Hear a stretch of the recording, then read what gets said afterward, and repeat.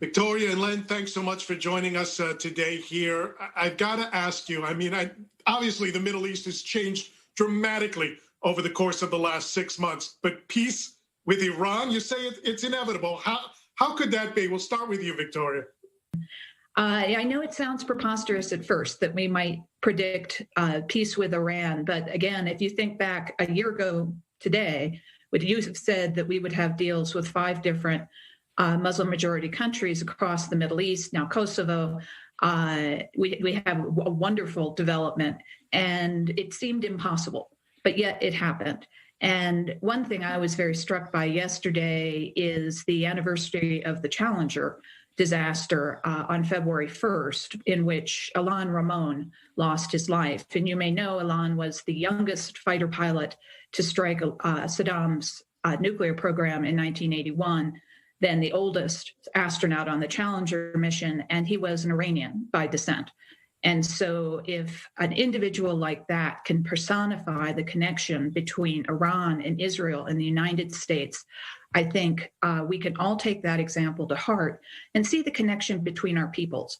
This is what's in the best interest of the Iranian people, and I think they're going to want to seize that initiative.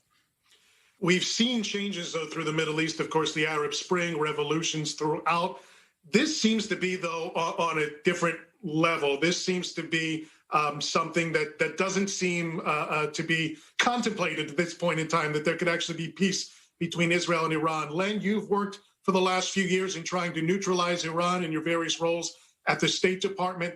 Besides just a vision, a fantasy, a goal, how in this mind, Len, would this actually play out? How in the long term can Israel and Iran actually make peace?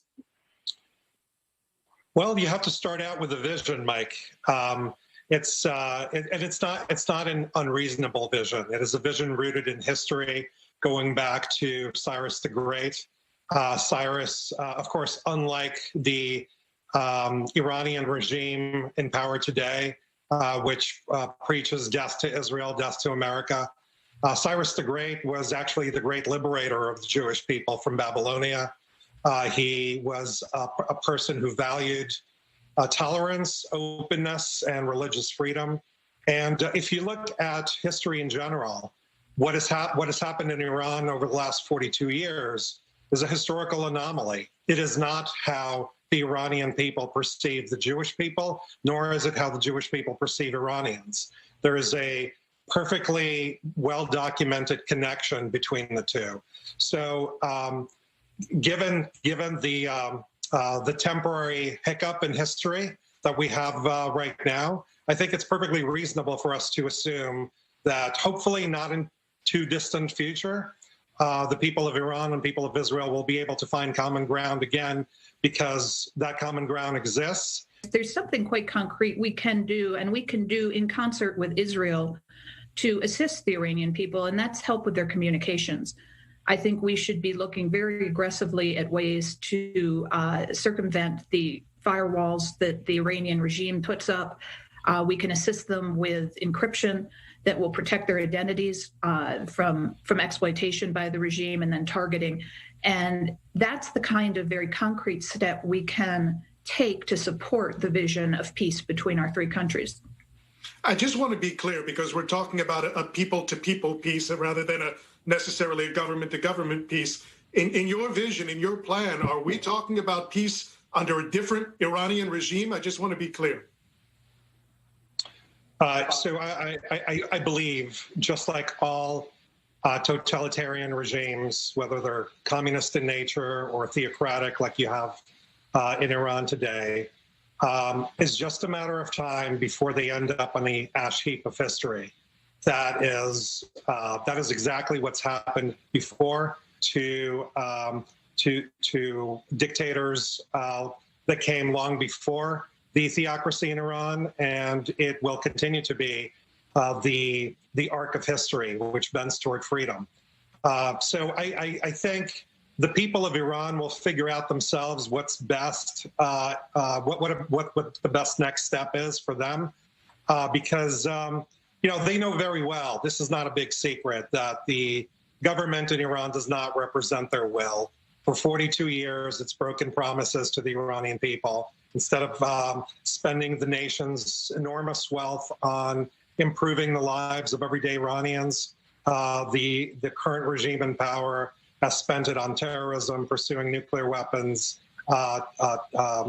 taking hostages, and causing death and destruction all over the region and in fact around the world, which is why so many countries, not just the United States and Israel, have come to the conclusion that they need a serious approach to dealing with the current regime in power. I'll give you some examples. Just in the last few years, a number of countries have expelled Iranian, quote unquote diplomats because of their complicity in assassination attempts or terrorist activity. About a dozen countries have banned Iran's Mahan Air, which is a terrorist airline that transports terrorists and weapons to stir conflict around the region, which includes a lot of the European allies as well.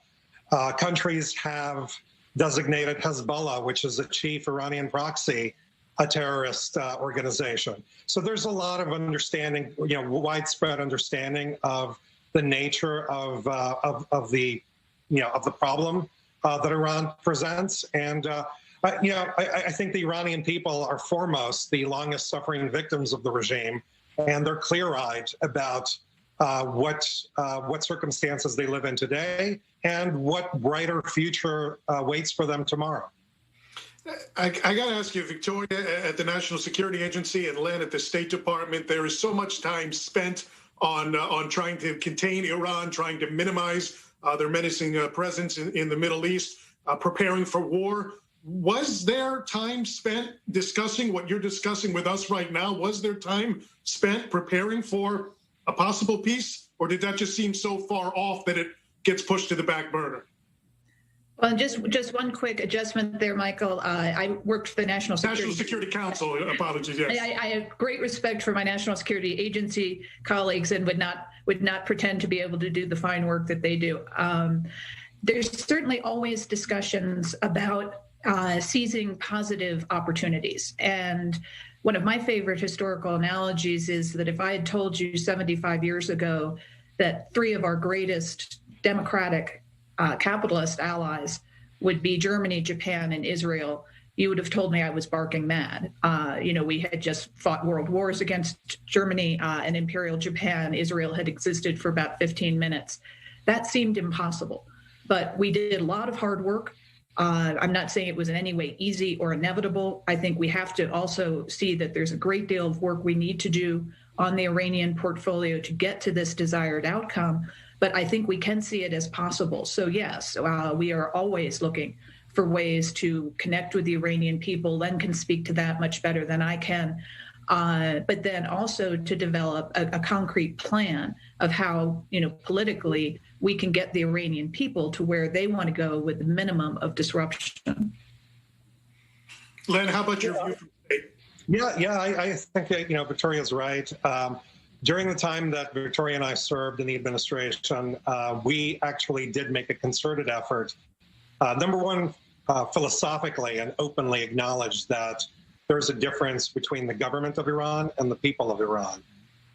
And we did make concerted efforts to engage directly with the people of Iran in any number of ways, some through communications methods that Victoria mentioned. We tried to proactively get our officials out talking to members of the Iranian diaspora. We've, Secretary Pompeo and Brian Hook, who was the special representative for Iran, held many roundtables. We've solicited Iranian people's questions on any number of topics throughout the administration by virtual means, and had Secretary Pompeo and Brian Hook answer those questions forthrightly, honestly. They were not softballs, let me tell you. And during, one other example is during the protests of November 2019, when the Iranian government shut down the internet. We worked very hard to enable the Iranian people to reach out to the outside world. In fact, a lot of the videos and evidence that they were able to get out during protests of the human rights crimes, human rights abuses that the regime conducted were the basis of some of the actions that the American government took in sanctioning various judges and members of the Besiege and others. So the channel, the communication channel, is now open, and Israel has a very robust channel to communicate with the Iranian people as well. If you look on the Israeli Foreign Ministry's Persian channel, Persian language channels, which are very engaging and are building bridges between the people of Israel and the people of Iran.